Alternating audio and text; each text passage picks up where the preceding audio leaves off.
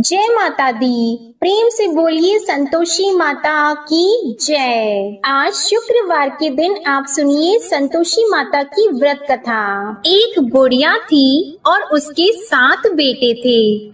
6 बेटे कमाने वाले थे और एक बेटा निकम्मा था। बुढ़िया माँ 6 पुत्रों की रसोई बनाती, भोजन कराती और पीछे से जो कुछ बचता वो 7वें पुत्र को दे देती। परंतु वह बड़ा भोला भाला था, मन में कुछ विचार नहीं करता था। एक दिन वह अपनी बहू से बोला, देखो मेरी माता का मुझ पर कितना प्रेम है। वह बोली, क्यों नहीं, सबका झूठा बचा हुआ तुमको खिलाती है। वह बोला, ऐसा भी हो सकता है क्या? मैं जब तक आंखों से न देखूं मान नहीं सकता। बहू ने हंसकर कहा, देख लोगी तब तो मानोगी। कुछ दिन बाद बड़ा त्योहार आया। घर में 7 प्रकार के भोजन और चूरमा के लड्डू बने। वह जांचने को सर के दर्द का बहाना कर पतला कपड़ा सिर पर ओढ़कर रसोई घर में सो गया और कपड़े में से सब देखता रहा। 6 भाई भोजन करने आए। उसने देखा माँ ने उनके लिए सुंदर सुंदर आसन बिछाए, 7 प्रकार की रसोई परोसी। वह आग्रह करके जिमाती रही, वह देखता रहा। 6 भाई भोजन कर उठे तब माँ ने उनकी झूठी थालियों में से लड्डुओं के टुकड़ों को उठाया और एक लड्डू बनाया। झूठन साफ करके बुढ़िया माँ ने पुकारा, उठ बेटा, 6 भाई भोजन कर गए, अब तू ही बेटा बाकी है, उठ और तू कब खाएगा? वह कहने लगा, माँ मुझे भोजन नहीं करना, मैं परदेश जा रहा हूँ। माता ने कहा, कल जाता तो आज ही जा। वह बोला, हाँ हाँ आज ही जा रहा हूँ। यह कहकर वह घर से निकल गया। चलते समय उसे बहू की याद आई। वह गौशाला में कंडे थाप रही थी। वह उसे जाकर बोला कि मेरे पास तो कुछ नहीं है, यह अंगूठी है, सो ले लो और अपनी कुछ निशानी मुझे दे दो। वह बोली कि मेरे पास क्या है, यह गोबर भरा हाथ है। यह कहकर उसकी पीठ में गोबर के हाथ की थाप मार दी और वह चल दिया। चलते चलते दूर देश में पहुंचा। वहां पर एक साहूकार की दुकान थी। वहां जाकर बोला, भाई मुझे नौकरी पर रख लो। साहूकार को नौकर की जरूरत थी। साहूकार उससे बोला, तू नौकरी पर रह जा। लड़के ने पूछा, तनख्वाह क्या रहेगी? साहूकार ने कहा, काम देखकर दाम मिलेंगे। साहूकार की नौकरी मिल गई। वह सवेरे 6 बजे से रात्रि 12 बजे तक नौकरी करने लगा। कुछ दिनों में दुकान का लेन देन, हिसाब किताब, ग्राहकों को माल बेचना, सारा काम करने लगा। साहूकार के 7-8 नौकर थे। वे सब चक्कर खाने लगे कि यह नया नौकर बहुत होशियार बन गया है। सेठ ने भी काम देखा और 3 महीने के अंदर ही उसे मुनाफे का साझीदार बना लिया। 12 वर्ष में वह नामी सेठ बन गया और मालिक सारा कारोबार उस पर छोड़कर बाहर चला गया। अब बहू पर क्या बीती वह सुनो। सास ससुर उसे दुख देने लगे। सारी गृहस्थी का काम करा के उसे लकड़ी लेने जंगल में भेजते। इस बीच घर की रोटियों के आटे से भी जो भूसी निकलती उसकी रोटी बनाकर रख दी जाती और फूटे नारियल की नरेली में पानी। इस तरह दिन बीतते रहे। एक दिन वह लकड़ी लेने जा रही थी कि रास्ते में बहुत सी स्त्रियां संतोषी माता का व्रत करती दिखाई दी। वहां यह खड़ी होकर कहने लगी, बहनों, यह तुम किस देवता का व्रत करती हो और इसके करने से क्या फल होता है? इस व्रत के करने की क्या विधि है? यदि तुम अपने इस व्रत का विधान मुझे समझाकर कहोगी तो मैं तुम्हारा बड़ा एहसान मानूंगी। तब उनमें से एक स्त्री बोली, सुनो, यह संतोषी माता का व्रत है। इसके करने से निर्धनता दरिद्रता का नाश होता है, लक्ष्मी आती है, मन की चिंताएं दूर होती हैं, घर में सुख होने से मन को प्रसन्नता और शांति मिलती है। निपुत्री को पुत्र मिलता है, प्रीतम बाहर गया हो तो शीघ्र आता है। कुंवारी कन्या को मनपसंद वर मिलता है। राजद्वार में बहुत दिनों से मुकदमा चलता हो तो वह भी खत्म होता है। कलह क्लेश की निवृत्ति हो, सुख शांति हो, घर में धन जमा हो, पैसा जायदाद का लाभ हो और भी मन में जो कुछ कामना हो वह सब इस संतोषी माता की कृपा से पूरी होती है। स्त्री कहने लगी, 1.25 आने का गुड़ चना लेना, इच्छा हो तो 5.25 आने का लेना या 1.25 रुपए का भी, सहूलियत के अनुसार ही लेना, बिना परेशानी श्रद्धा और प्रेम से जितना भी बन सके सवाया लेना। 5.25 पैसे से 5.25 आने तथा इससे भी ज्यादा शक्ति और भक्ति के अनुसार ले लेना। हर शुक्रवार को निराहार रहकर कथा कहना और सुनना। इसके बीच क्रम टूटे नहीं, लगातार नियम पालन करते रहना। सुनने वाला कोई न मिले तो घी का दीपक जलाकर उसके आगे जल के पात्र को रखकर कथा कहना, परंतु नियम न टूटे। जब तक कार्य सिद्ध न हो नियम पालन करना और कार्य सिद्ध हो जाने पर व्रत का उद्यापन करना। 3 मास में माता फल पूरा करती है। यदि किसी के खोटे ग्रह हो तो भी माता 1 वर्ष में अवश्य कार्य सिद्ध करती हैं। कार्य सिद्ध होने पर ही उद्यापन करना चाहिए, बीच में नहीं करना चाहिए। उद्यापन में 2.5 सेर आटे का खाजा तथा इसी अनुसार से खीर तथा चने का साग बनाना। 8 लड़कों को भोजन कराना। जहाँ तक मिले देवर, जेठ, भाई, बंधु, कुटुंब के लड़के लेना। न मिले तो रिश्तेदारों और पड़ोसियों के लड़के बुलाना। उन्हें भोजन कराकर यथाशक्ति दक्षिणा देना और माता का नियम पूरा करना। उस दिन घर में कोई खटाई नहीं बनाना।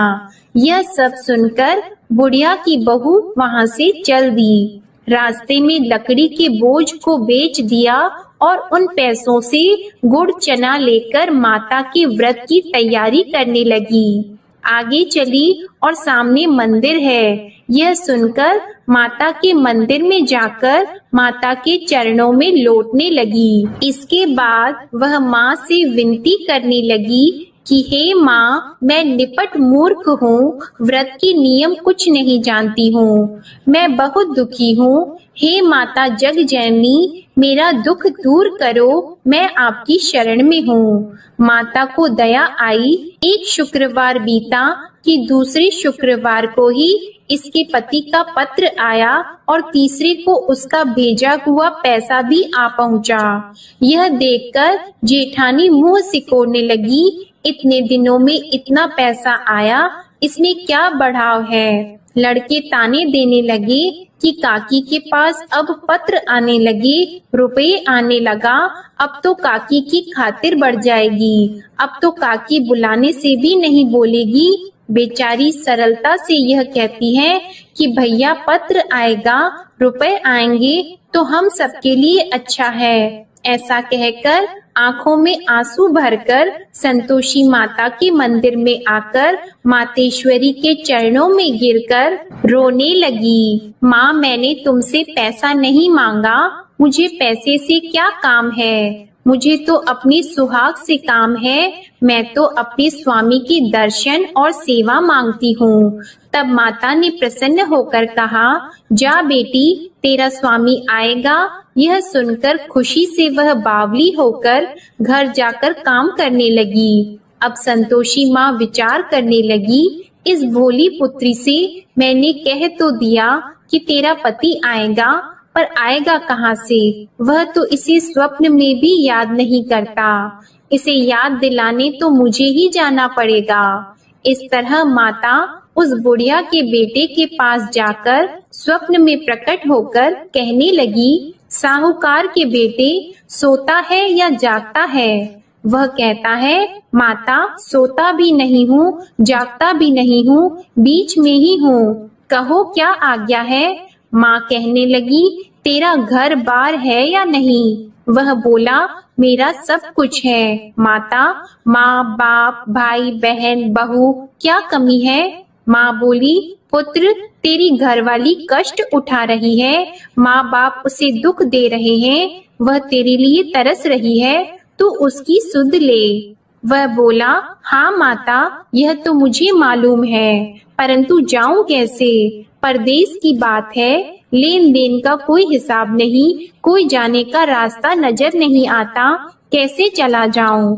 माँ कहने लगी, मेरी बात मान, सवेरे नहा धोकर संतोषी माता का नाम लेकर घी का दीपक जलाकर दंडवत कर दुकान पर जा बैठना। देखते देखते तेरा लेन देन चुक जाएगा, जमा माल बिक जाएगा, सांझ होते होते धन का ढेर लग जाएगा।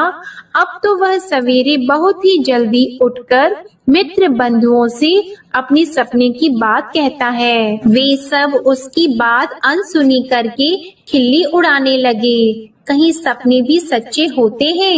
एक बूढ़ा बोला, देख भाई मेरी बात मान, इस तरह साच झूठ कहने के बदले देवता ने जैसा ही कहा है वैसा ही करना, तेरा क्या जाता है। अब बूढ़े की बात मानकर वह नहा धोकर संतोषी माता को दंडवत कर घी का दीपक जलाकर दुकान पर जा बैठता है। थोड़ी देर में वह क्या देखता है कि देने वाले रुपया लाए, लेने वाले हिसाब लाए।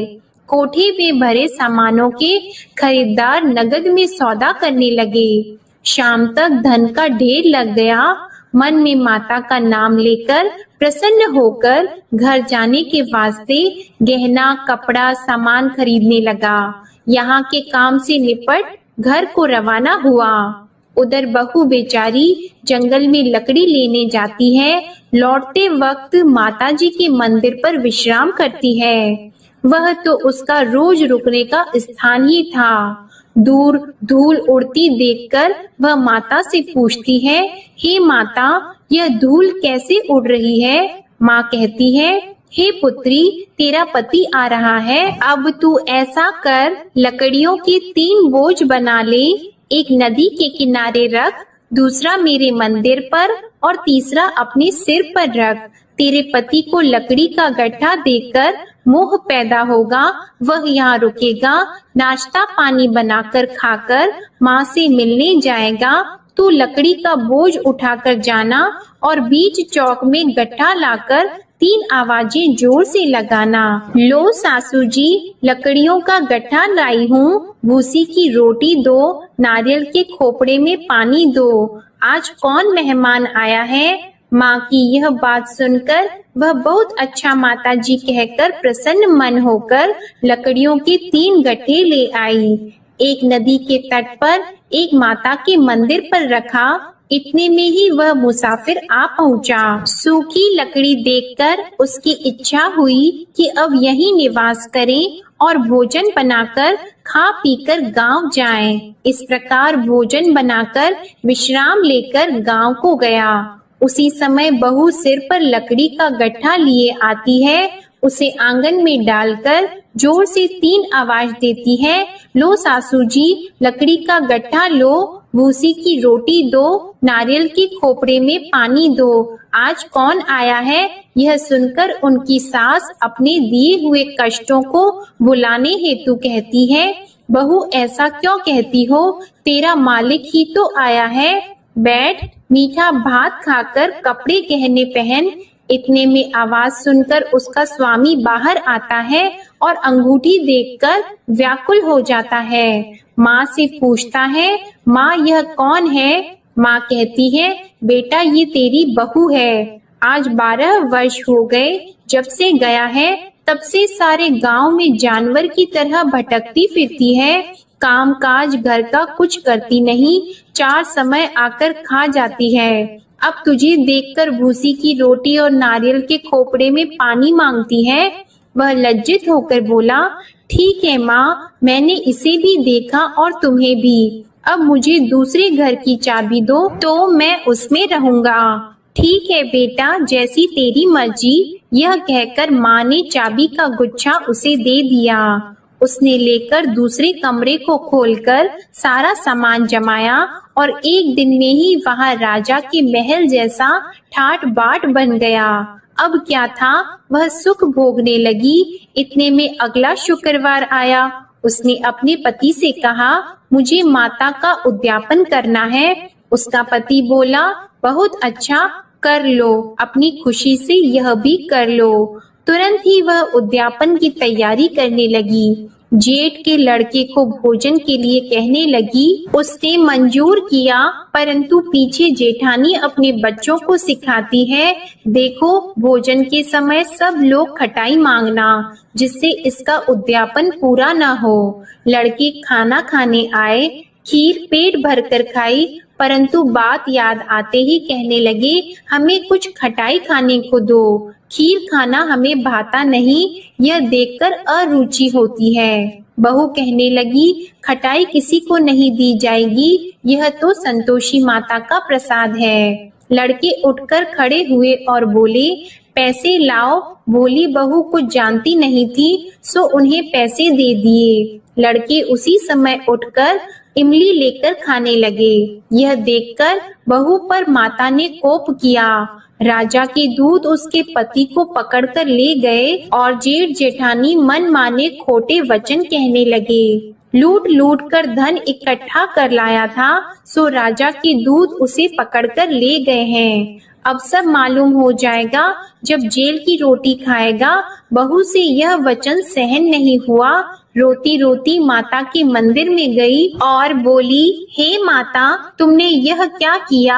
हंसाकर क्यों रुलाती हो? माता बोली, पुत्री, तूने उद्यापन करके मेरा व्रत भंग किया, इतनी जल्दी सब बातें भुला दी। वह कहने लगी, माता, भूली तो नहीं हूँ, न कुछ अपराध किया है, मुझे तो लड़कों ने भूल में डाल दिया, मैंने भूल से उन्हें पैसे दे दिए, मुझे क्षमा करो माँ। माँ बोली, ऐसी भी कहीं भूल होती है? वह बोली, माँ मुझे माफ कर दो, मैं फिर तुम्हारा उद्यापन करूंगी। माँ बोली, अब भूल मत करना। वह बोली, अब भूल नहीं होगी माता, अब बताओ वे कैसे आएंगे? माँ बोली, जा पुत्री, तेरा मालिक तुझे रास्ते में ही आता मिलेगा। वह निकली, रास्ते में पति आता मिला तो उसने पूछा, तुम कहाँ गए थे? वह कहने लगा, इतना धन जो कमाया है उसका टैक्स राजा ने मांगा था, वह भरने गया था। वह प्रसन्न होकर बोली, अच्छा हुआ, अब घर चलो। कुछ दिन बाद फिर शुक्रवार आया तो वह बोली, मुझे माता का उद्यापन करना है। पति ने कहा, कर लो। वह फिर जेठ के लड़कों से भोजन को कहने लगी तो जेठानी ने एक दो बातें सुनाई और लड़के सिखा दिए कि तुम पहले ही खटाई मांग लेना।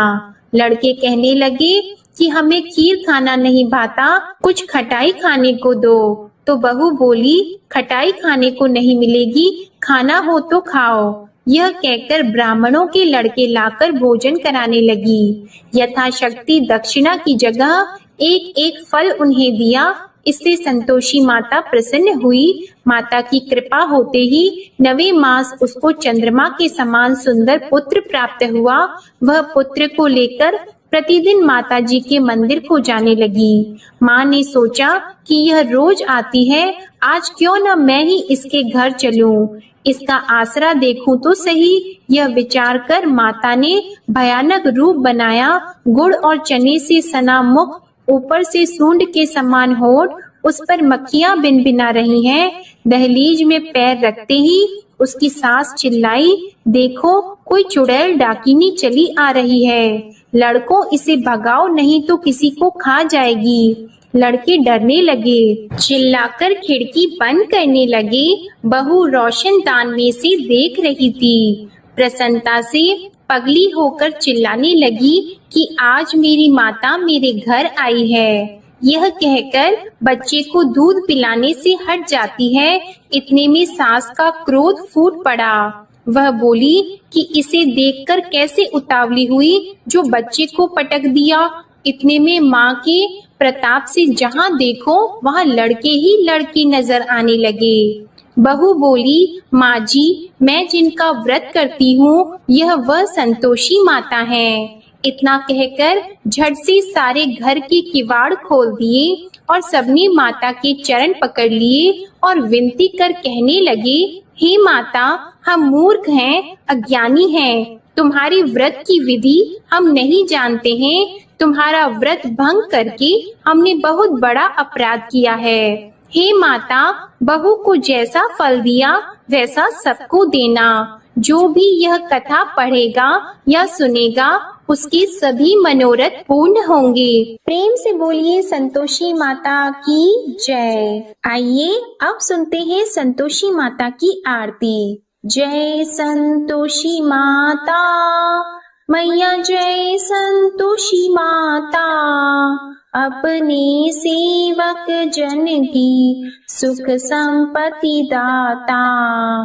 जय संतोषी माता मैया, जय संतोषी माता, सुंदर चीर सुनहरी माँ धारण की हो, हीरा पन्ना दम के तन श्रृंगार लीन हो। जय संतोषी माता मैया, जय संतोषी माता, गेरू लाल छटा छवि बदन कमल सोहे, मंद हंसत करुणामय, मंद हंसत करुणामय, त्रिभुवन जन मोहे। जय संतोषी माता मैया, जय संतोषी माता, स्वर्ण सिंहासन बैठी चवर ढुरे प्यारे, धूप दीप मधुमेवा भोग धरे न्यारे। जय संतोषी माता मैया, जय संतोषी माता, गुड़ अरु चना परम प्रिय तामे संतोष कियो, संतोषी कहलाई भक्तन वैभव दियो। जय संतोषी माता मैया, जय संतोषी माता, शुक्रवार प्रिय मानत आज दिवस सोही, भक्त मंडली छाई कथा सुनत मोही। जय संतोषी माता मैया, जय संतोषी माता, मंदिर जगमग ज्योति मंगल ध्वनि छाई, विनय करे हम बालक चरणन सिर नाई। जय संतोषी माता मैया, जय संतोषी माता, भक्ति भावमय पूजा अंगीकृत कीजिए, जो मन बसे हमारी इच्छा फल दीजिए। जय संतोषी माता मैया, जय संतोषी माता, दुखी दरिद्री रोगी संकट मुक्त किए, बहु धन धान्य भरे घर सुख सौभाग्य दिए। जय संतोषी माता मैया, जय संतोषी माता, ध्यान धरियो जिस जन ने मन वांछित फल पायो, पूजा कथा श्रवण कर घर आनंद आयो। जय संतोषी माता मैया, जय संतोषी माता, शरण गहे की लज्जा राखियो जगदम्बे, संकट तू ही निवारे दयामयी अम्बे। जय संतोषी माता। मैया जय संतोषी माता। संतोषी माँ की आरती जो कोई नर गावे, रिद्धि सिद्धि सुख संपत्ति जी भर कर पावे। जय संतोषी माता। मैया जय संतोषी माता। जय संतोषी माता। प्रेम से बोलिए संतोषी माता की जय। आपको आज की कथा पसंद आए तो वीडियो को लाइक करके चैनल को जरूर सब्सक्राइब करिएगा और कमेंट में संतोषी माता की जय भी जरूर लिखिएगा। इसी के साथ आज आप हमारे चैनल पर कार्तिक मास महात्म्य की कथा और आंवला नवमी की कथा भी जरूर सुनिएगा। प्रेम से बोलिए संतोषी माता की जय।